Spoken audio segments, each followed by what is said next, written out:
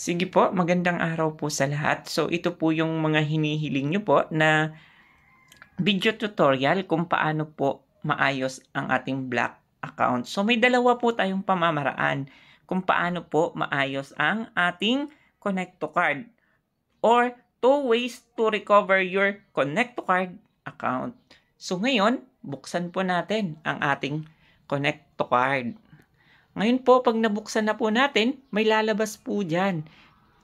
Hanapin lang po natin yung need help. Pagkatapos po, pindutin po natin yung need help. May makikita po tayong forget password and account recovery. So ngayon naman po, ang unang pamamaraan po, paano po mag-recover ng account. So dito po tayo, pagtanda pa po natin ang ating mga username. Pagtanda lang po ha, take note.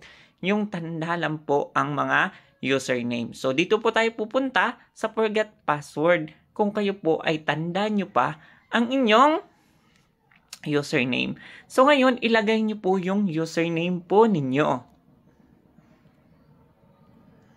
Yung OTP naman po ay isi-send sa number na nakaregister po sa ating Connect to Card. So ngayon po, pag may dumating na po, ilagay na lang po natin yung 6-digit po na OTP. Pagkatapos po, ready na po siya. Pagkatapos po yung ilagay, ganito na po yung lalabas.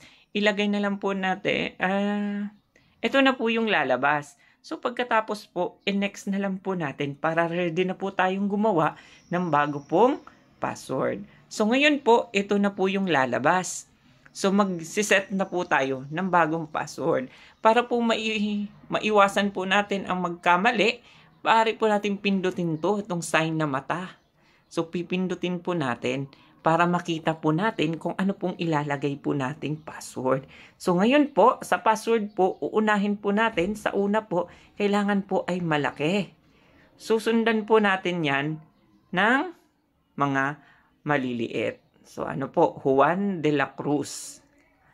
So ngayon po, si Juan de la Cruz, so may dalawa pa po tayong natira. So lalagyan po natin yan ng special character.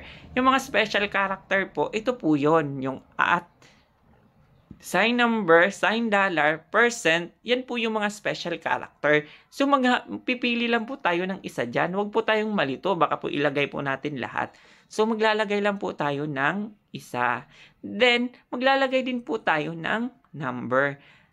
Tapos po, i-retype lang po natin yan dito sa baba. Kung ano pong nasa taas, dapat sakto din po dito sa baba.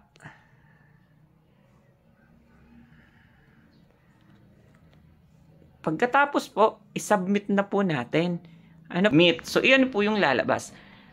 Change password. So, successful na po tayong pag-change. So, ngayon po, pwede na po tayong mag-login. So, dito po, magla-login na po tayo ng ating account. So, yun na po. Maraming salamat po.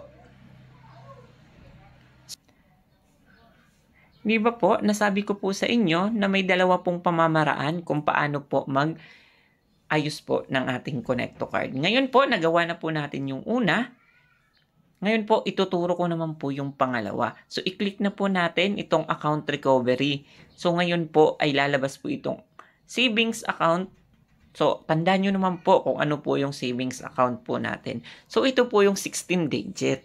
So, kayo na pong maglagay po ng inyong mga account. So, tandaan nyo naman po siguro po ito. Kung hindi nyo po tanda, ito po ay nasa inyo pong passbook, yung 16-digit po. Hindi po yung 10-digit po.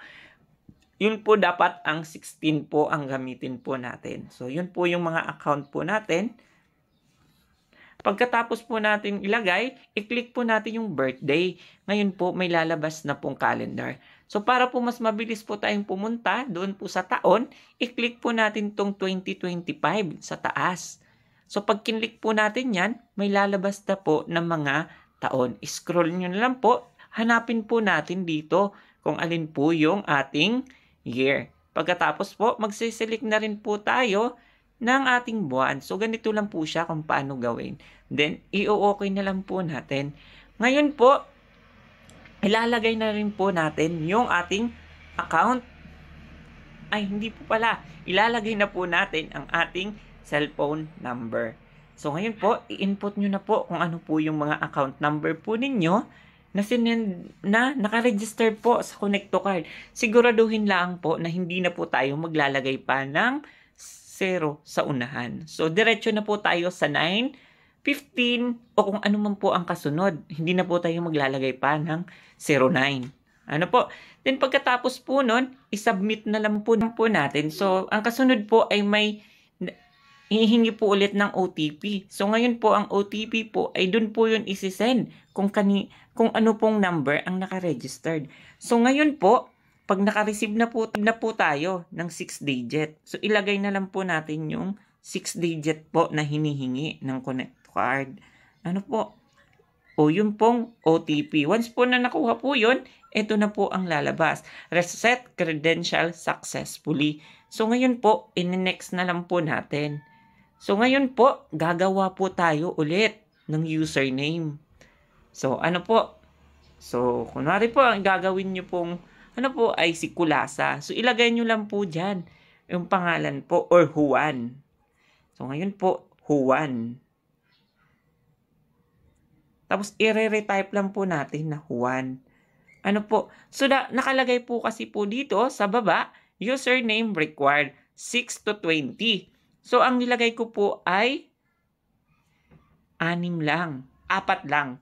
So may kulang pa tayong 2. Yun po yung minimum. So pwede po natin lagyan po ng numero. Yan po yung username. Pagkatapos po nating ilagyan ng username, submit po natin. Pagkatapos po nating masubmit, create mobile password. So ngayon po, magseset po tayo ng mobile password po natin. So katulad po ng ginawa natin kanina, yung may special character nung una. So Juan de la Cruz. So ngayon naman, Juan de la Cruz. Ang special character and numero. I-retype lang po natin ngayon. Ano po?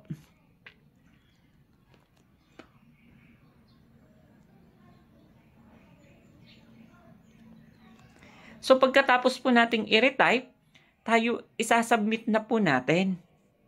So ito na po yung lalabas, nakasunod po noong mobile password. Magki-create naman po tayo ng mobile PIN. So ito naman po ay NPIN, yung 6-digit na password. So maaari pong pwede pong ilagay po ninyo ay birthday, pero sa akin po para mas mabilis, o pwede rin po ninyong lagyan ng password na 1, 2, 3, 4, 5, 6 para mas mabilis po ninyong tandaan. Pero hindi ko naman po ina-advise na yun po ang gawin po ninyong password. Ito naman po yung sample lang. Ano po? So ngayon po, nalagay na po natin ang ating 6-digit number po na mobile PIN. So ngayon po, isubmit na lang po natin. So ito na po yun. Nakapag-registered na po tayo. Congratulations, you have successfully registered your Connect to Card application. So, next na lang po natin. So, yun na po. Tapos na po. Maaari na po tayong mag-login po ulit. Yun. Yun. Di ba po? Successful. Na-create na po natin at nabuksan po natin ang ating mga Connect to Card. So, yun lamang po. Maraming salamat. So, huwag niyo pong kalimutan pong mag-subscribe sa ating YouTube channel. Salamat sa inyong panunood. So, huwag pong kalimutan pong mag-like at mag-subscribe na rin po. So, maraming salamat po.